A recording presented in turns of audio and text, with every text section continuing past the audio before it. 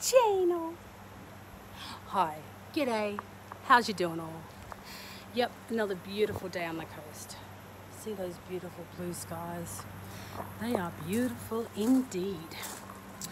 Today I was meant to go and get my car serviced, but guess what? It fell through because I haven't been paid yet. But all good, that will happen tomorrow apparently. So there is a bit of a delay, but tomorrow is the day. So there you go. Just giving you a bit of a headshot actually from up there. That's how much weight I've lost. I've got my first size 18 dress on. It's from Autograph, so they are actually big sizes. So just giving you a bit of a look. My belly's still there. I'm still working on the arms. This is the only part that's really made me look. Although my face is looking sort of slim a little bit more, but that's okay. All good. 25 kilos in September, October, November, December. At the end of January, it'll be 4 months. So exciting stuff. And that will be 25 kilos. But I'd say more than likely, excuse me while I drink my Robert Tim's coffee, bag coffee. Not sponsored, by the way. So September, October, November, December, end of January, that's right. So end of 4 months, and I probably would have lost more than the 25 kilos. By then, I hope to have lost, 3 weeks away, 2 weeks away, at least another 5 to 10 kilos, so 30 kilos. My ultimate aim is to get down between 75 and 85. I really don't want to lose too much more than that. I don't want to look all gaunt in the face. I don't want my eyelids, my eyes to look sunken in. Yeah, so, but the thing is, how do I stop myself from actually losing more weight when I want to be maintaining? That's the question. Hang on. I really enjoy my cups of coffee, so I'm trying to enjoy this one too. So that is the important question. And that's the question I'm going to be asking the bariatric team when I go for my, actually for a 4-month appointment. And that's in March. I rescheduled it because I've got the pain clinic coming up and I've got a PACE course coming up, so I want to attend that. But ultimately, when I go for my 4-month checkup, I'm going to be asking them, how does my body know when to maintain that particular weight? I mean, I struggle, absolutely struggle, I do, with eating, to be honest. At a good day, I'm lucky to be able to enjoy 3 meals a day, when effectively I should really be enjoying up to 6 more meals a day. So, and my plate that I do eat from is a bread and butter plate. You can get an gist, that's a small teaspoon. So hang on, I'll turn the camera around instead. So with that, I eat the radius of that spoon. That's what I serve myself. And most of the time, I can't actually finish that amount. Oh, got the turkeys back again. I'll quickly aim in for them. There's the papa, and there's the mama up the back there. Where is she? There she is. She's a bit more fluffier, the mama, and smaller, obviously. Don't know where the baby one is. Maybe someone's babysitting. So getting back to what I was saying is, how does my body know to maintain the weight that I want to remain at? Because I'm not eating sufficient enough to be able to maintain my weight. And I think that's the reason why I'm losing it so fast, is at no fault of my own, and knowing, not even intentionally,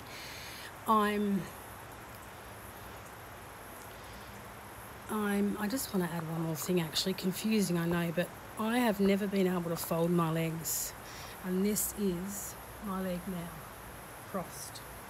So I am quite impressed with myself. But what I'm trying to say is that I don't know when my body is going to say enough is enough. Like if I'm at 85 kilos and that's what I want to maintain, because I'm not actually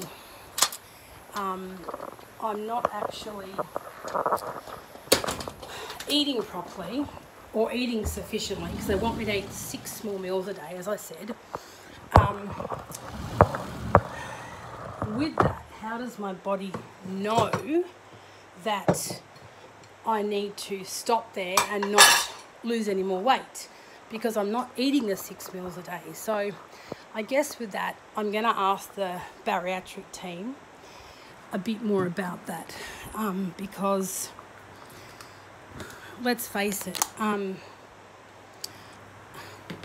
I guess your body can, I definitely do have to ask the bariatric team, that's for sure, that's a definite. But I guess what I'm getting at is my body isn't going to just stop losing weight.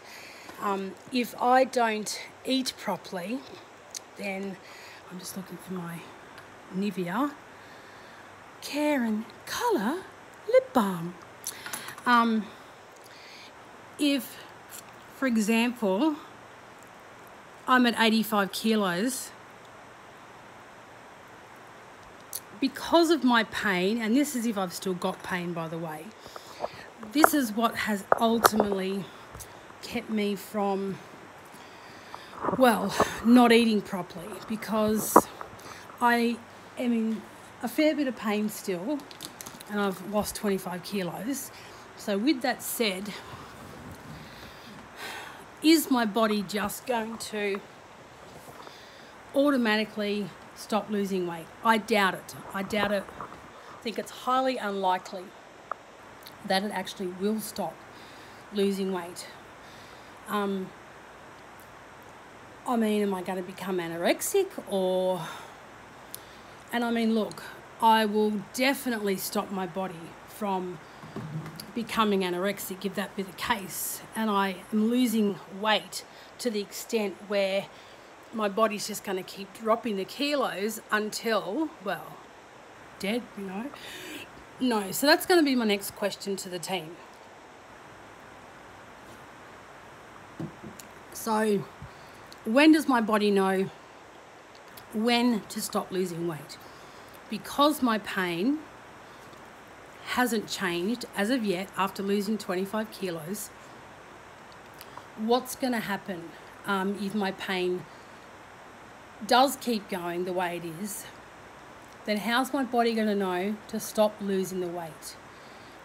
Obviously at the moment, I suppose you could say my body is going into ketosis, because I try and get 75 grams of protein in my diet each day, and that I'm meeting. Then of course on top of that I'm taking my multivitamins, which my mad daughter thinks the government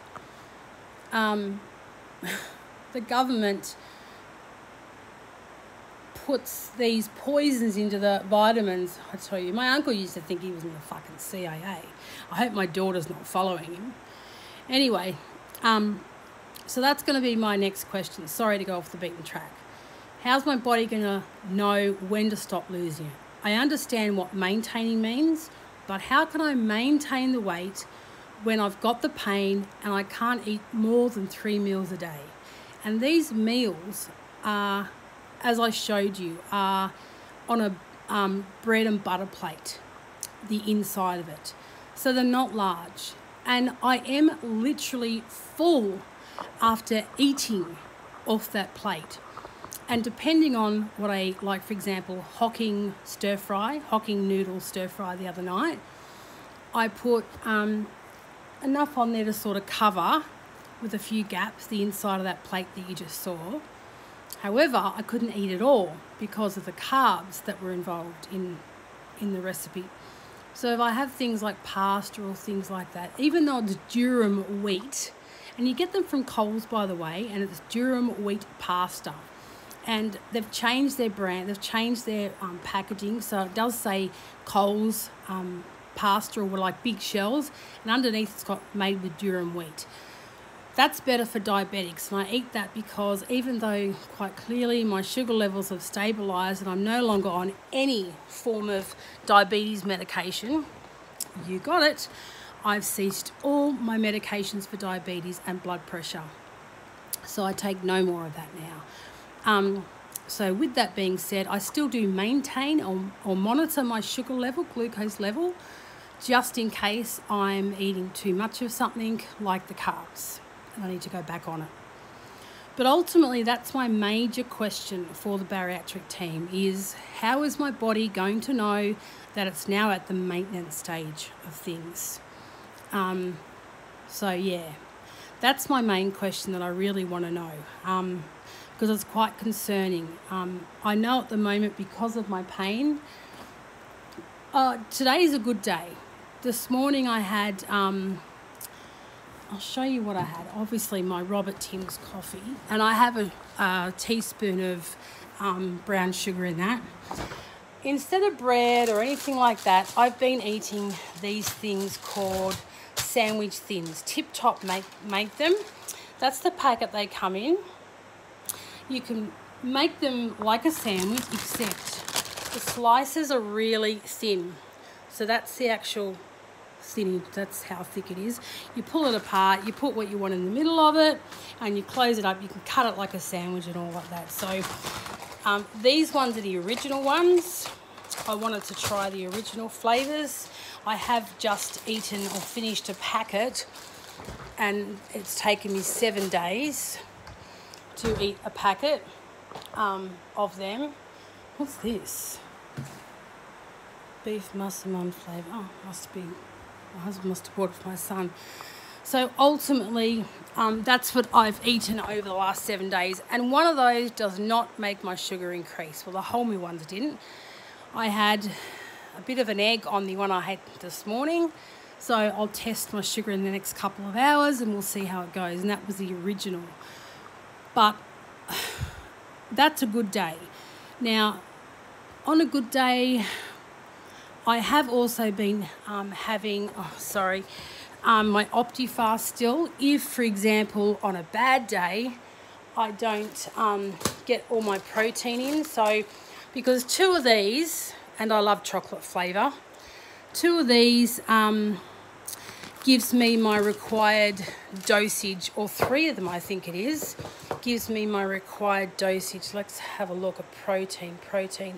37.7 per 100 grams, and in one of these is, hang on, 23 grams, 53 grams in one. So protein, average serve, this one here, average serve per 100, which is 2 of those, is 37. Wow, okay. I'm sure it's 75 grams of protein that I need every day to substantially meet my diet requirements. While I'm here, I do actually drink this stuff too. I prefer the chocolate flavour, not the vanilla flavour, but hey, beggars can't be choosers. So yes, there you have it. And on a good day, like I said, I eat 3 times a day. On a bad day, I might only eat once a day.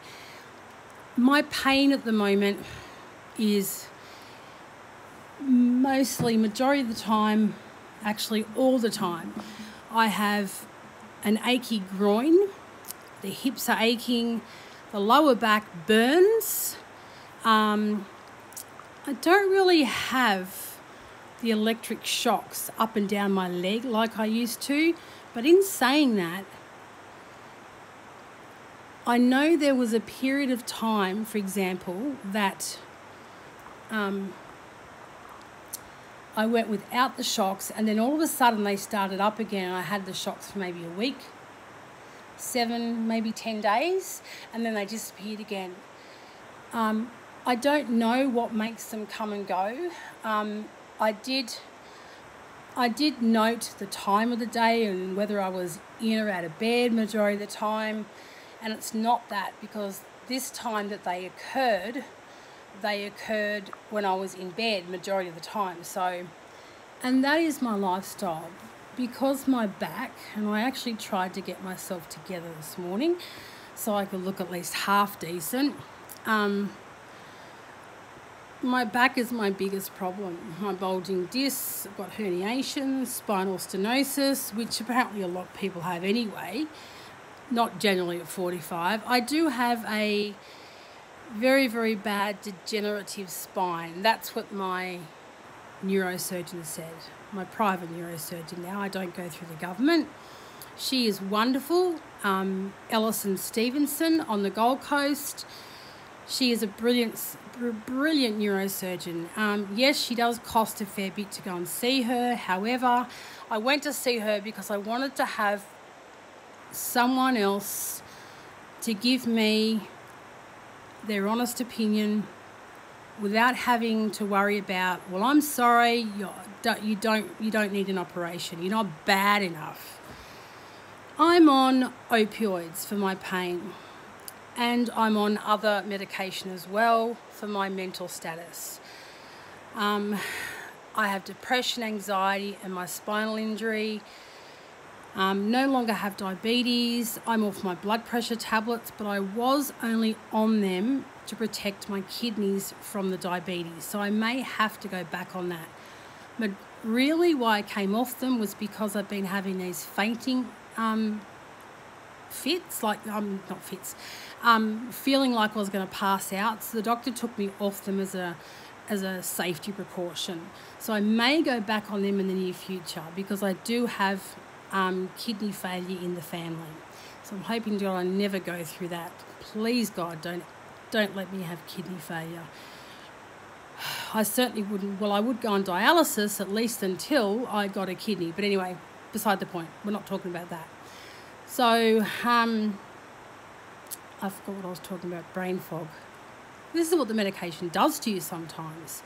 So yes, anyway, so I'm on opioid medication, and I hope to in the future. I'm coming off as much Lyrica as I can possibly come off.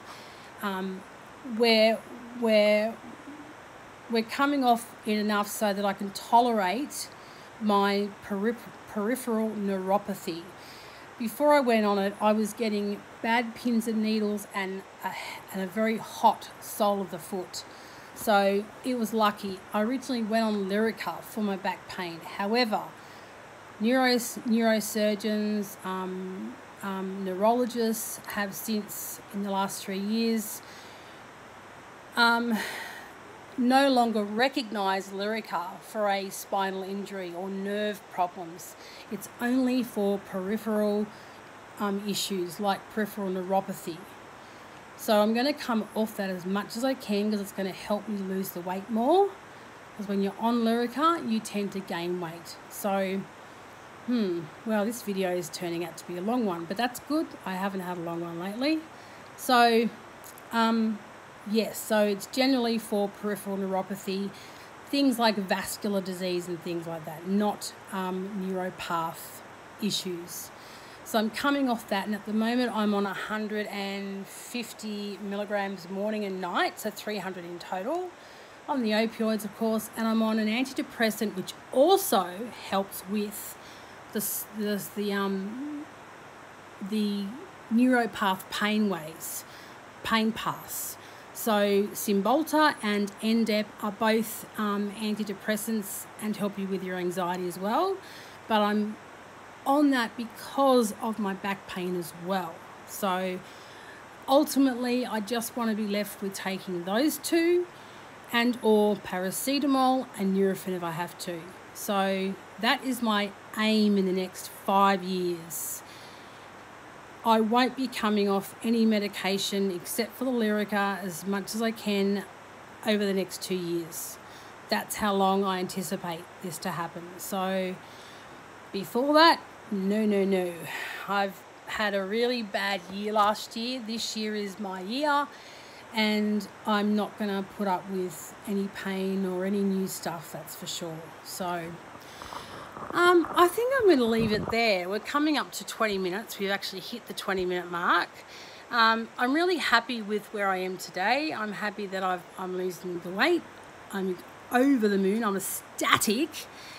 I'm not going to post any pictures as of yet because I don't want to do that until the 1 year mark, maybe even longer. I want people to really see the difference. So guys, I'm going to leave it there. I hope you have a lovely week or day. I'm not sure when you'll see me next. Have a lovely week, month, whatever. It won't be that long. Hubby works tomorrow for the next 4 days, so chances are I'll be back online then. Don't forget to please hit the like button. Don't forget to ring my bell so you can be notified of all future uploads. And if you haven't already, why don't you subscribe to my channel? Love to you all. Mwah, mwah, mwah. And as I usually say, bye for now. BFN.